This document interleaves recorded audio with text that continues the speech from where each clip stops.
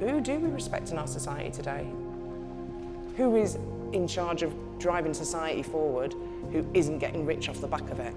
Really rich as well, really, really rich. That's what seems to be driving society right now, is huge, huge, vast, enormous sums of money. And that's kind of it, that's their be all and end all. I'm like, where are the people that's driving humanity forward together and in a cool way and trying to bridge some of those gaps between rich and poor and black and white? There's no one seems to be doing it.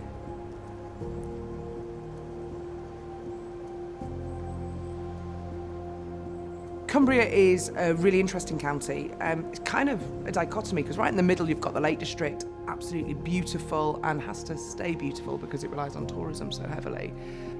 But outside of the chocolate box, all around the edge we have heavier industry, so BAE Systems, Sellafield, and actually on the outside what we find is there's some of the country's poorest districts, lack of opportunity, which is kind of living cheap by jail with this really heavy industry.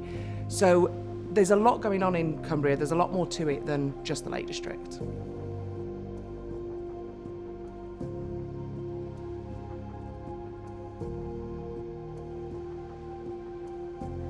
In 2011, the census showed that in Cumbria, the demographic was 98% white. The way that anti-racism works is about looking at your space, your organisation, the culture of your organisation through an anti-racist lens. It doesn't need black and brown people to be there. That's the difference between anti-racism and multiculturalism. That conversation is happening all around Cumbria as well. You know, we've tried to facilitate some of that, but it's also happening of its own accord. And in some of those places, they're starting to look at their own history through an anti-racist lens and looking at how they can retell some of that history in a new way. Whitehaven is a town on the coast of West Cumbria. What many people don't know about Whitehaven is its links to the slave trade. Rum was first produced here in 1785. And the Jefferson family obviously dealt with the Caribbean and brought slaves over from the Caribbean.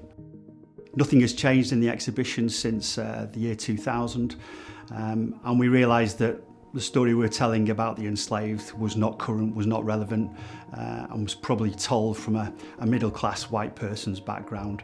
And so we realised that we wanted to tell that story different, hence us reaching out to Anti-Racist Cumbria and asking them to help guide us and work with us to delivering that in a current and relevant way for today's audience. Those stories from then about the enslaved are particularly important, particularly relevant to today, and can inform people about the future. So we definitely have an obligation as a not-for-profit organisation who's trying to put things back into the community. We feel we have an obligation and a duty to do that. The enslavement of African people happened. It's important to own that and to look at the legacy of that, but also to build on a sense of pride in your community and not shy away from it. And that's one of the reasons why John and the team really want to work with the community to bring that sense of pride and that sense of importance of telling that story together with everyone.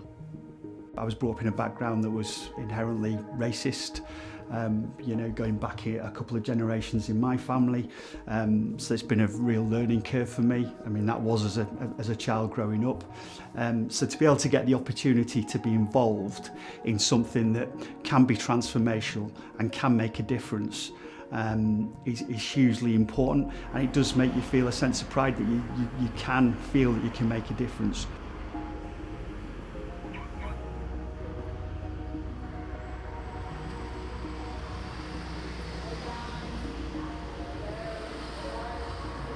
So we first started working with Anti-Racist Cumbria because during the pandemic we identified through looking at our data that we were disproportionately stopping more black and brown people than white people, and that related to the issuing of tickets as well through the pandemic. And because we couldn't explain that, we wanted to work with like the team in Anti-Racist Cumbria to help us to try and understand what was happening.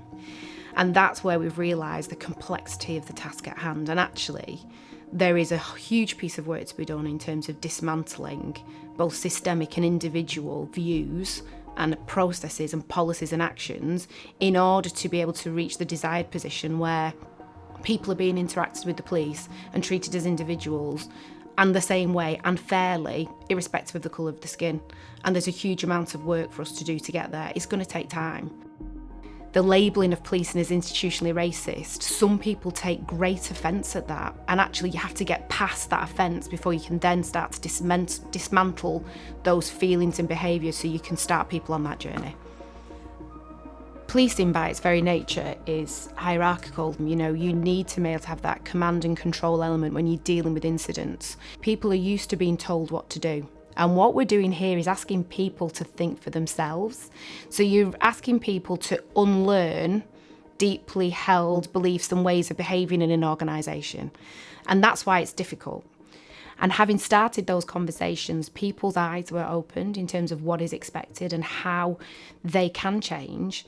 And they do want to learn more. So I do have hope. I absolutely believe that the police here in Cumbria will change. It will take time, but people want to do this. And that is, for me, the starting step for everything that we're going to do thereafter. For me, anti-racism is burning work. I want to see a world where everyone is treated equitably going forward. That's not about equality, it's just that everybody is given an absolutely fair chance. I've got 2 daughters, I want to see them grow up in that world. I'm not looking for utopia, I'm just looking for everyone to understand what racism is, to challenge it when they see it, and to understand and view the world through an anti-racist lens. I'm just aware that I'm not an individual in society, I'm actually connected. We're all connected as human beings. I 100% was one of those people who was, but I'm not racist. I've got black friends, I've got black people in my family, my friend's Indian. But I really realised that stance wasn't taking anyone any further forward. So anti-racism is an active process, isn't it? And it means doing something about it. And that just feels like a really obvious thing to do when you look around and you see that, hey, society is still racist, then I'm going to have to be anti-racist. I want to encourage as many people as possible to do the same.